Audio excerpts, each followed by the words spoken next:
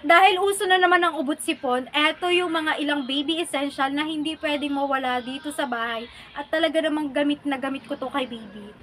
Eto mga te, gamit na gamit ko to kay baby simula 3 months siya. Nasal aspirator or pansip-sip ng sipon ni baby na talaga namang gamit na gamit ko talaga sa kanya to. Wala pa tong 100. And then, Viva Light, mga te, hindi to pwedeng mawala sa kanya para hindi siya ma-dehydrate. Halimbawa, kapag nagtatai siya or nilalagnat siya. Sodium chloride, eto mga te, inahalo siya sa nebulizer.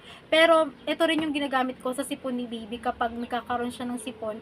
Kasi minsan kapag may sipon siya, hindi siya nakakatulog kasi nga barado. So, ito yung ginagamit ko.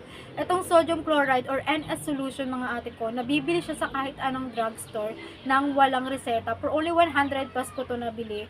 And then, gamit na gamit ko talaga siya. Umaga-gabi ko pinapausukan sa baby nito.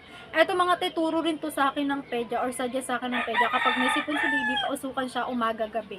Pero, mas better pa rin na ipa-check up nyo yung baby ninyo sa pedya. Mga te, eto nebulizer. Talagang ang laking tulong talaga ng mga nebulizer ngayon na tigwa 100 plus, walang ingay kapag tulog si baby, ay tuloy-tuloy ko siyang pinapausukan. Mga te, is itong vitamins. Ito yung updated vitamins niya. Nung nakaraan kasi Apibon with iron, ngayon naman is Flucibol yung ipapainom ko sa kanya. Tatry ko to ngayon.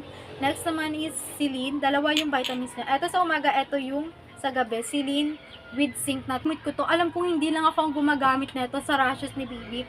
Kapag nagtatay siya kasi mga te, talagang nagkakaroon siya ng rashes. So, gamit na gamit ko tong calamine at effective talaga to.